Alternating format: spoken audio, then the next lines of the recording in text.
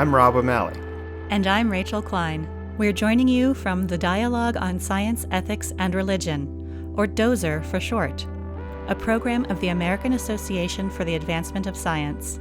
Since 1995, DoSER has facilitated communication and engagement about science between scientific and religious communities, recognizing that these often overlap.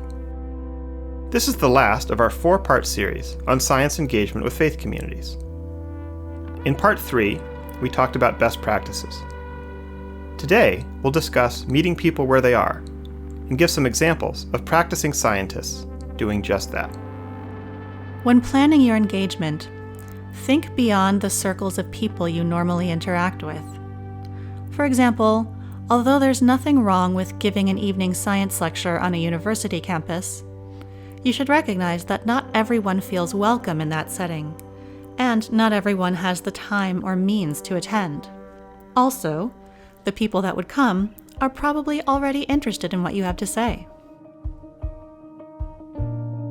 You might have a bigger impact by engaging with people who don't already see themselves as part of science discourse, or who don't see science as relevant to their lives. Think about how you can bring science conversations or activities into unexpected places. Instead of making them come to you, meet people where they are. So what does this look like? Dr. Nalini Nadkarni is a forest ecologist who studies tree canopies.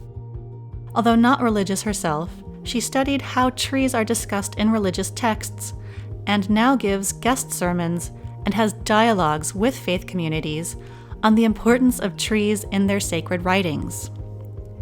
She also works with congregations to understand the trees and other plants on their sacred grounds, and participates in conservation activities organized and led by faith communities. This lets her share her scientific expertise and learn about how those communities think about trees and conservation. Dr. Salman Hamid is an astronomer who studies and practices science engagement in Muslim communities. Even though Urdu is widely spoken in his native country, Pakistan, quality popular science material is mostly in English.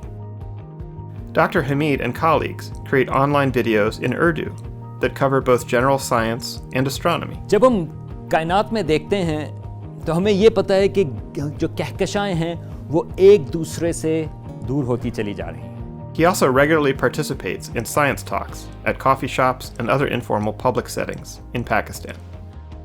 Dr. Pamela Payne Foster is a medical doctor and rural health specialist.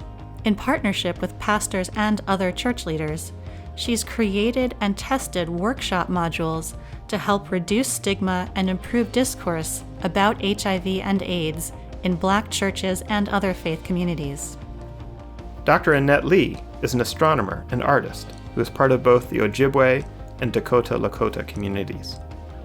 She integrates informal STEM learning with reclaiming and honoring Indigenous art, culture, and language. She founded Native Skywatchers, which offers workshops for Native children and adults to learn about science and create art that draws on both Western astronomy and Indigenous knowledge.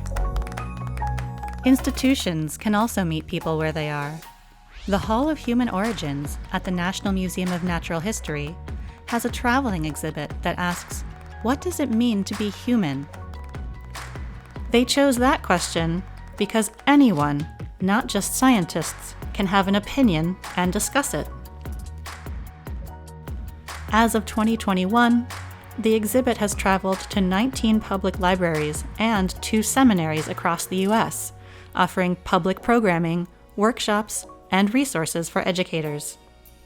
Finally, meeting people where they are applies to classrooms. Drs. Liz Barnes, Sarah Brownell, and colleagues studied impacts of making time to thoughtfully discuss tensions and concerns about evolution and faith in classrooms. In a 2017 study, they found that spending just a few minutes on this topic in introductory biology classes significantly reduced students' perceptions of conflict between evolutionary theory and religion.